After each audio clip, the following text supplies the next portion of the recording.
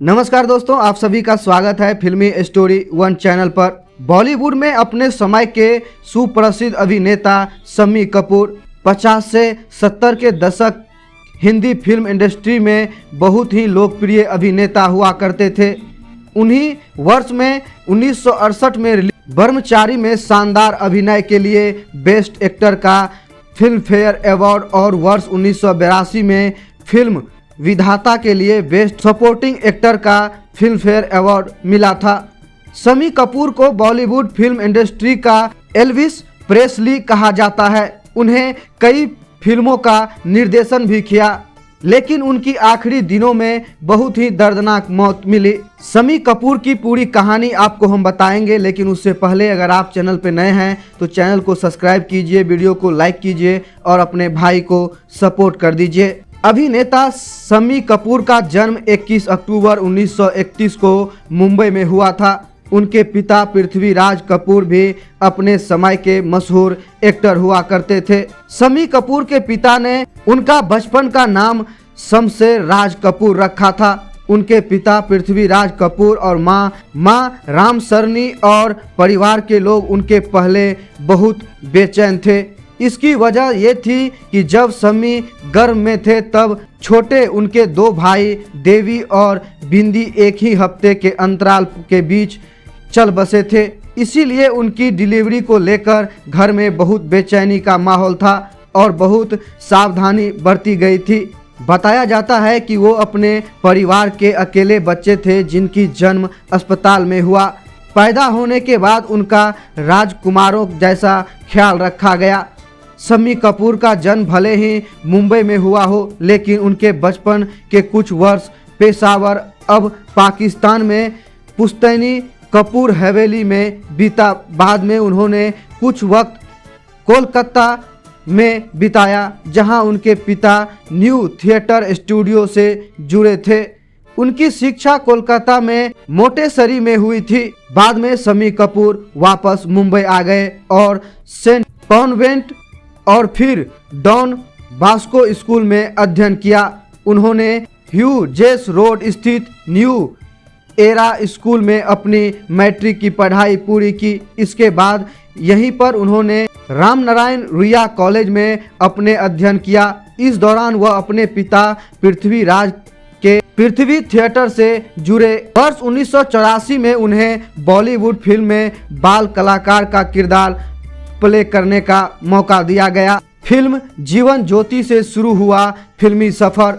घर में फिल्मी माहौल होने के वजह से शम्मी कपूर की एक्टिंग के दिलचस्पी हुई और बाद में बॉलीवुड में ही अपना कैरियर बनाने का निर्णय किया। उनकी पहली फिल्म वर्ष 1953 में महेश कौशल द्वारा निर्देशित जीवन ज्योति थी। इस फिल्म में उनकी नायक चांद उस्मानी थी। इसके बाद शम्मी कपूर ने फिल्म तुमसा नहीं देखा, दिल देकर देखो, सिंगापुर, जंगली, college girl, China town, professor, प्यार किया तो डरना क्या, कश्मीर की कली, जानवर, तीसरी मंजिल, अंदाज और सच्चाई जैसी कई फिल्में बेहतरीन अभिनय किया। उन्होंने 23 साल की उम्र में शादी कर ली थी। शम्मी कपूर ने महज 23 साल की उम्र में शादी कर ली थी। एक्ट्रेस गीता बाली से वे पहली बार फिल्म कॉफी हाउस के सेट पर मिले थे। बाद में दोनों ने साथ में केदार शर्मा की फिल्म रंगीन रातें 1959 में काम किया। इसके आउटडोर शूट पर वे रानीखेत हिल स्टेशन गए थे, वहीं पर प्यार हो गया। शादी का किस्सा भी दिलचस्प रहा। हुआ ये कि रानीखेत के शेड्यूल से लौटने के बाद शम्मी रोज गीता के पूछते थे कि वो उनसे प्यार करते हैं, क्या वे उनसे शादी करेंगे। गीता हाँ नहीं कहती थी। एक दिन वे बोली चलो शादी करते हैं। शम्मी एकदम खुश हो गए। फिर गीता ने कहा लेकिन शादी आज ही करनी होगी। वे चौंक गए, बोले ऐसा कैसे हो सकता है। वे बोली क्यों, वो जॉनी वॉकर ने नहीं की थी पिछले हफ्ते। शम्मी ने कहा बहुत अच्छा, चलो। फिर वे लोग जॉनी के पास गए। शम्मी बोले हम लोग प्यार में पड़ गए हैं और शादी करना चाहते हैं। ठीक तुम्हारी तरह, बोलो कैसे करें।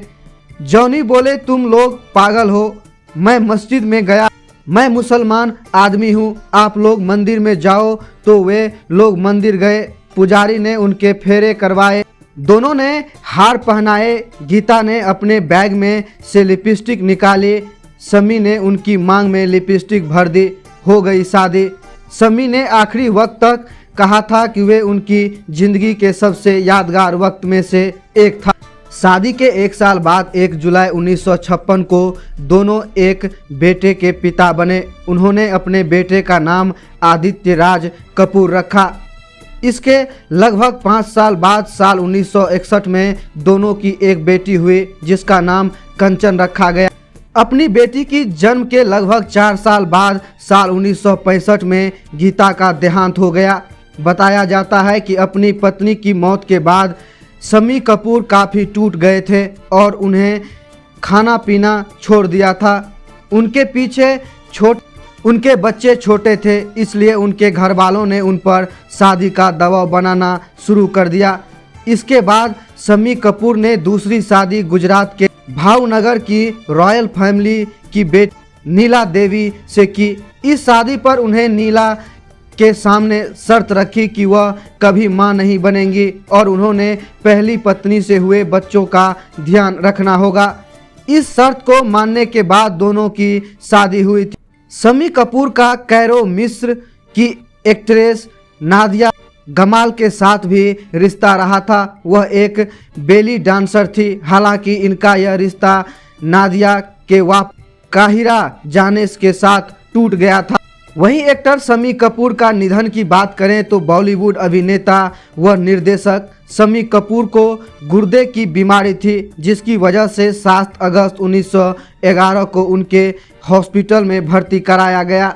इसके बाद उनकी हालत तेजी से बिगड़ गई और उन्हें वेंटिलेटर सपोर्ट भी दिया गया, लेकिन उनकी बीमारी में और उनकी तबीयत में कोई फर्क नहीं हुआ। इसी के बाद उनकी हालत और बिगड़ता चला गया और उनकी मौत 14 अगस्त 2011 को उनका निधन हो गया।